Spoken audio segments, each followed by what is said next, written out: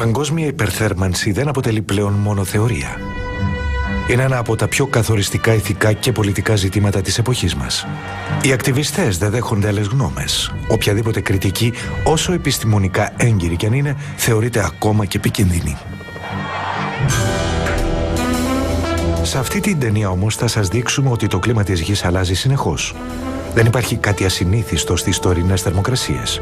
Ενώ τα επιστημονικά στοιχεία δεν υποστηρίζουν την άποψη ότι το κλίμα επηρεάζεται από το διοξείδιο του άνθρακα, είτε αυτό προέρχεται από τον άνθρωπο είτε όχι. Παντού ακούγεται όχι. Η επιρροή που ασκεί ο άνθρωπος στο κλίμα είναι αποδεδειγμένη. Αυτό όμως είναι ψέμα.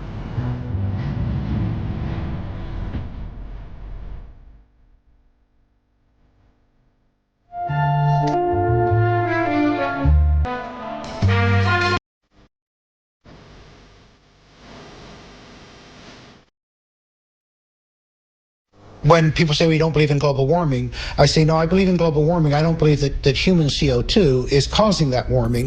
A few years ago, if you would ask me, I would tell you it's CO2. Why? Because just like everyone else in the public, I listened to what the media had to say. Οι επιστήμονες υποστηρίζουν ότι αυτή η θεωρία δεν έχει καμιά λογική. There were periods, for example, in Earth's history when we had 3 times as much CO2 as we have today, or periods when we had 10 times as much CO2 as we have today. And if CO2 has a large effect on climate, then you should see it in the temperature reconstruction. If we look at climate through the geological time frame, we would never suspect CO2 as a major climate driver. None of the major climate changes in the last 1,000 years can be explained by CO2. We can't say that CO2 will drive climate. It certainly never did in the past. I've often heard it said that there is a consensus of thousands of scientists on the global warming issue and that humans are causing a catastrophic change to the climate system. Well, I am one scientist and there are many that simply think that is not true.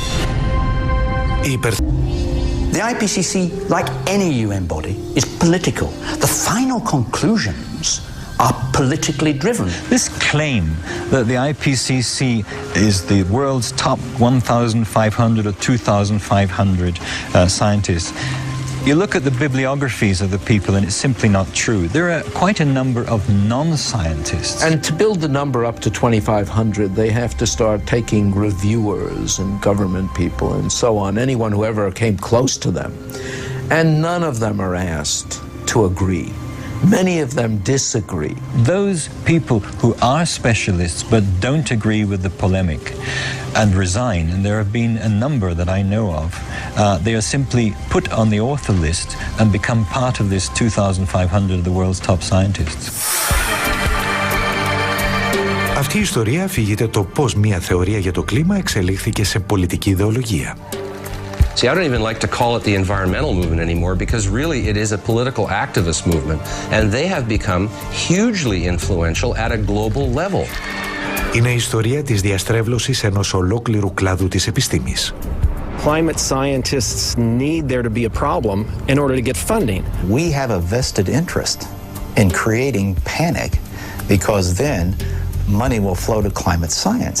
There's one thing you shouldn't say, and that is, this might not be a problem. The models is that they predict that as you go up through the atmosphere, except in the polar regions, that the rate of warming increases. And it's quite clear from 2 data sets, not just satellite data, which everybody talks about, but from weather balloon data, that you don't see that effect. In fact, it looks like the surface temperatures are warming slightly more than the upper air temperatures. That's a big difference.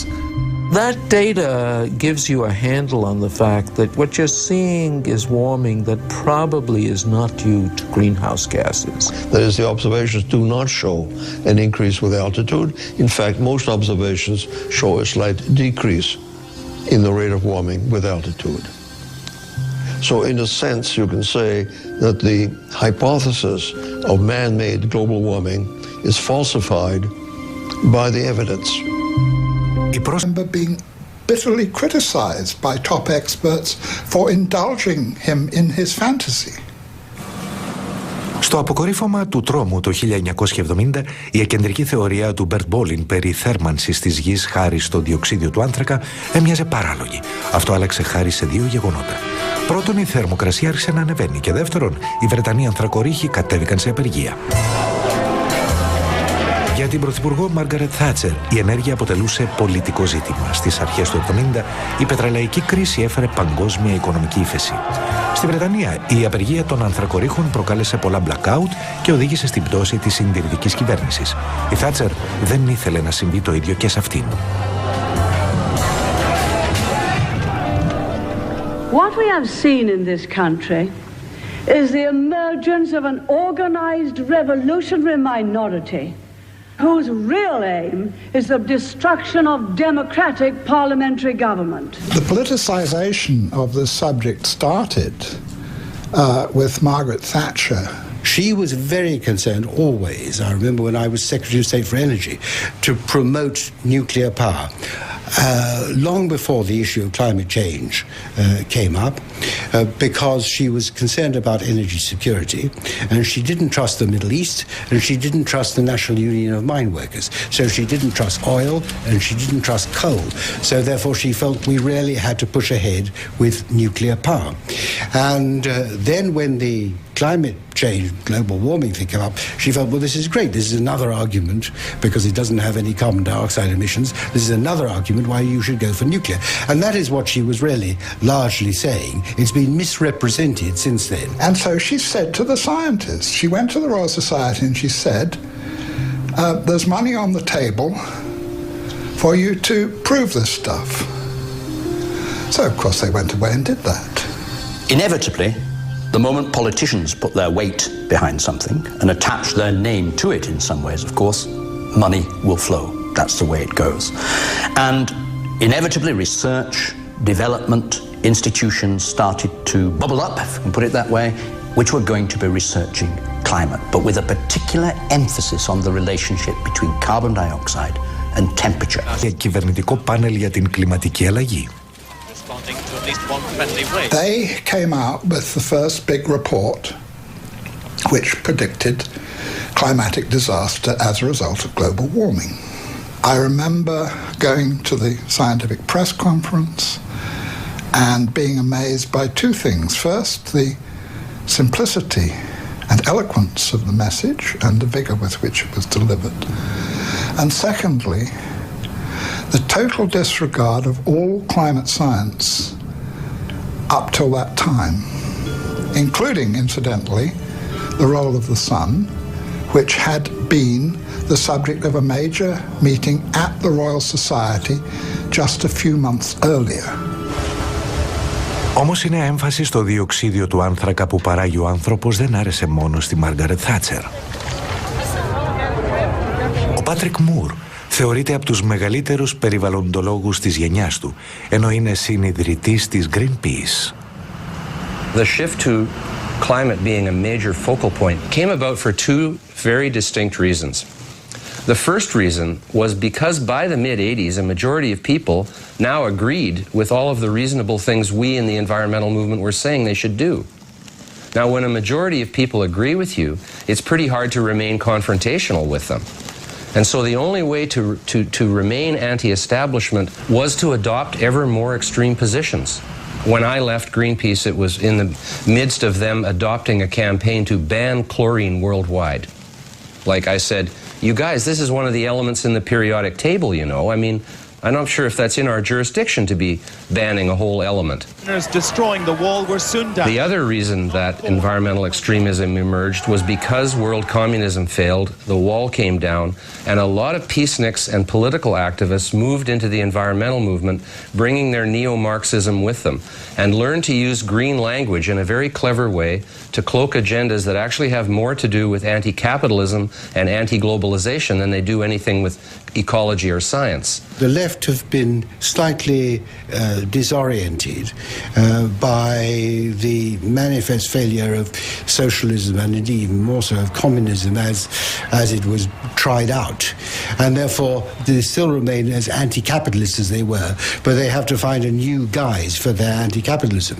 And it was a kind of amazing alliance from Margaret Thatcher on the right through to very left-wing anti-capitalist environmentalists that created this kind of momentum behind a loony idea. Prior to Bush the Elder, I think the level of funding for climate and climate-related sciences was somewhere around the order of $170 million a year, which was reasonable for the size of the field. It jumped to $2 billion a year, more than a factor of 10. And yeah, that changed a lot. I mean, that's a lot of jobs. A lot of jobs. It brought a lot of new people into it who otherwise were not interested. So you developed whole cadres of people whose only interest in the field was that there was global warming. If I wanted to do research on, shall we say, the squirrels of Sussex, what I would do, and this is any time from 1990 onwards, I would write my grant application saying, I want to investigate the nut-gathering behavior of squirrels with special reference to the effects of global warming. And that way I get my money. If I forget to mention global warming, I might not get the money. We're all competing for funds. And if your field is the focus of concern, you have that much less work rationalizing why your field should be funded.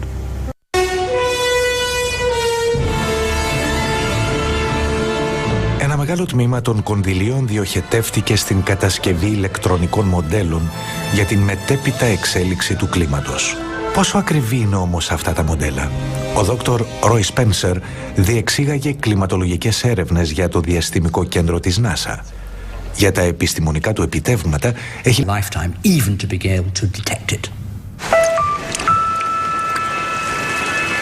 Λέγεται επίσης ότι η παραμικρή άνοδος της θερμοκρασίας μπορεί να οδηγήσει στην εξάπλωση τροπικών ασθενειών όπως η ελονοσία. Ισχύει όμως κάτι τέτοιο?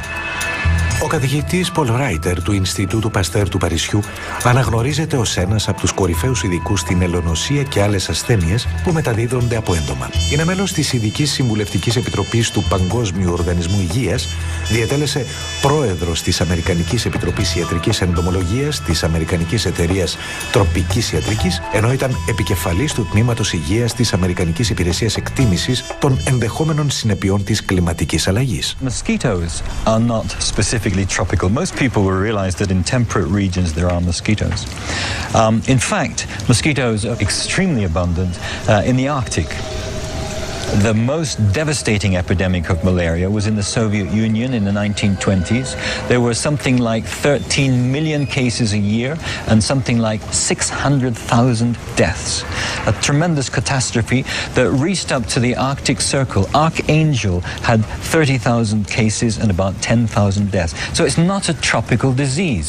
Yet these people in the global warming fraternity invent the idea that malaria will move north. Οι επίσημες αναφορές που εκδίδει το διακυβερνητικό πάνελ για την κλιματική αλλαγή συχνά είναι άκρως ανησυχητικές. Πόσο αξιόπιστες είναι όμως? I was horrified to read the second and the third assessment reports because there was so much misinformation without any kind of recourse or virtually without mention of the scientific literature, the truly scientific literature, the literature by specialists in those fields. Σε ένα γράμμα στο περιοδικό Wall Street, ο καθηγητής Φρέντερικ Σάιτς, πρώην πρόεδρος της Αμερικανικής Ακαδημίας Επιστημών, αποκάλυψε ότι τα μέλη του διακυβερνητικού πάνελ είχαν λογοκρίνει τα σχόλια των επιστημόνων. Είπε ότι αυτή η αναφορά δεν είναι η έκδοση που ενέκριναν οι επιστήμονες. Τουλάχιστον 15 σημεία κλειδιά του επιστημονικού κεφαλαίου είχαν αφαιρεθεί. Αυτά περιελάμβαναν δηλώσεις όπως «καμιά από τις μελέτες που παρατίθενται δεν παρουσιάζει σαφή στοιχεία ότι μπορούμε να αποδώσουμε την κλιματική αλλαγή στην αύξηση των αερίων του θερμοκηπίου». «Καμιά έρευνα μέχρι σήμερα δεν έχει δείξει ότι οι κλιματικές αλλαγές οφείλονται σε ανθρώπινα αίτια». Ο καθηγητής Σάιτς κατέληγε: «Δεν έχω ξαναδεί πιο διεφθαρμένη αντιμετώπιση της επιστημονικής γνώμης από αυτή του διακυβερνητικού πάνελ για την κλιματική αλλαγή». Ως απάντηση, το διακυβερνητικό πάνελ δεν αρνήθηκε τις διαγραφές, αλλά ισχυρίστηκε ότι δεν υπήρχε δόλος ή προκατάληψη στην αναφορά και ότι η έκφραση αβεβαιότητας για το φαινόμενο είχε συμπεριληφθεί. Όπως αναφέρθηκε, οι αλλαγές έγιναν μετά από σχόλια κυβερνήσεων, επιστημόνων και μη κυβερνητικών οργανώσεων. When I resigned from the IPCC, I thought that was the end of it. But when I saw the final draft, my name was still there, so I asked for it to be removed. Well, they told me that I had contributed, so it would remain there. So I said, no, I haven't contributed because they haven't listened to anything I've said. So in the end, it was quite a battle. But finally, I threatened legal action against them, and they removed my name. And I think this happens a great deal. Those people who are specialists but don't agree with the polemic and resign, and there have been a number that I know of, they are simply put on the author list and become part of this 2,500 of the world's top scientists. A huge constituency of people dependent upon those dollars, and they will want to see that carry forward. It happens in any bureaucracy. Anybody who stands up and says, hey, wait a minute, let's look at this coolly and rationally and carefully and see actually how much merit, how much this stands up, they will be ostracized. The old English saying, if you stand up in the coconut shy, they're going to throw at you. So I understand that there's going to be some of that, but it gets pretty difficult and pretty nasty and very personal. And there've been death threats and all sorts of things. And so I'm not doing it for my health. These days, if you are skeptical about the litany around climate change, you're suddenly like as if you're a Holocaust denier. I'm certainly not the first or the last person to say that the whole global warming business has become like a religion. And people who disagree are called heretics. I'm a heretic. The makers of this program are all heretics. The environmental movement, really, it is a political activist movement. And they have become hugely influential at a global level. And every politician is aware of that today. Whether you're on the left, in the middle, or the right, you have to pay homage to the environment. Οι δυτικές κυβερνήσεις έχουν πλέον αγκαλιάσει την ανάγκη για διεθνείς συμφωνίες περιορισμού των βιομηχανικών εκπομπών στον αναπτυγμένο και τον αναπτυσσόμενο κόσμο. Με τι κόστος όμως? Ο Πολ Ντρίζεν είναι πρώην ακτιβιστής για το περιβάλλον. My big concern with global warming is that the policies being pushed to supposedly prevent global warming are having a disastrous effect on the world's poorest people. Η Αν Μουγγέλα θα μαγειρέψει φαγητό για τα παιδιά της. Είναι ένας από τους 2 δισεκατομμύρια ανθρώπους, το 1/3 του παγκόσμιου πληθυσμού, που δεν έχουν πρόσβαση στον ηλεκτρισμό. Γι' αυτό στο σπίτι τους καίνε ξύλο και ξερά περιτώματα ζώων. Ο καπνός που παράγεται είναι η χειρότερη μορφή μόλυνσης του κόσμου. Άνθρωποι όπως η Αν δεν έχουν πρόσβαση ούτε στο καθαρό νερό. Κατά συνέπεια, 4 εκατομμύρια παιδιά κάτω από την ηλικία των 5 ετών πεθαίνουν κάθε χρόνο από ασθένειες του αναπνευστικού που προκαλούνται από τον οικιακό καπνό. Ενώ για τον ίδιο λόγο πολλές γυναίκες πεθαίνουν νωρίς από καρκίνο στους πνεύμονες. If you were to ask a rural person to define development, they'll tell you, yes, I know I've moved to the next level when I have electricity.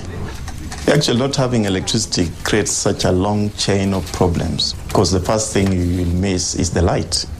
So you get that they have to go to sleep earlier because there's no light. There's no reason to stay awake. I mean, you can't talk to each other in darkness. Δεν υπάρχουν ψυγεία και το φαγητό δεν μπορεί να διατηρηθεί. Η φωτιά στην καλύβα βγάζει τόσο καπνό και καταναλώνει τόσο ξύλο για τη θέρμανση που δεν υπάρχει ζεστό νερό. Εμείς στη Δύση δεν μπορούμε να φανταστούμε πόσο δύσκολη είναι η ζωή χωρίς ηλεκτρισμό. Το προσδόκιμο ζωής όσων ζουν έτσι είναι τρομακτικά χαμηλό. Η ζωή τους επιβαρύνεται με πολλούς τρόπους. Λίγα χιλιόμετρα πιο πέρα, ο ΟΗΕ φιλοξενεί το συνέδριο για την παγκόσμια υπερθέρμανση στο φυλασσόμενο αρχηγείο του. Τα μαγαζιά πολλούν γραφικά σουβενίρ, ενώ οι απεσταλμένοι συζητούν για την εξοικονόμηση ενέργειας.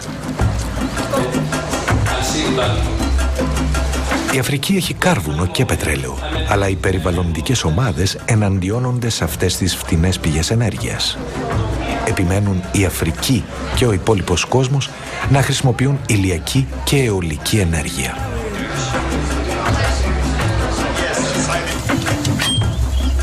If it's expensive for the Europeans, if it's expensive for the Americans, and we are talking about poor Africans, you know, it doesn't make sense.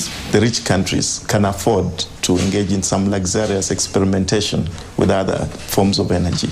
But for us, we are still at the stage of survival.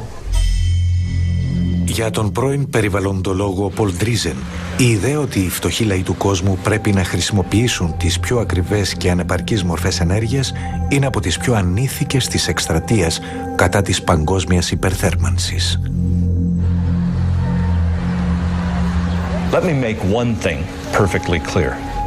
If we're telling the third world that they can only have wind and solar power, what we are really telling them is you cannot have electricity. The challenge we have when we meet Western environmentalists who say we must engage in use of solar panels and wind energy is how we can have Africa industrialized. Because I don't see how a solar panel is going to power a steel industry, how a solar panel, you know, is going to power maybe some railway train network. It might work maybe to power a small transistor radio. The environmental movement has evolved into the strongest force there is for preventing development in the developing countries. We are being told, don't touch your resource, don't touch your oil, don't touch your coal. That is suicide. I think it's legitimate for me to call them anti-human. Like, okay, you don't have to think humans are better than whales or better than owls or whatever if you don't want to, right? But surely it is not a good idea to think of humans as sort of being scum. You know, that it's okay to have hundreds of millions of them go blind or die or whatever. I just can't relate to that.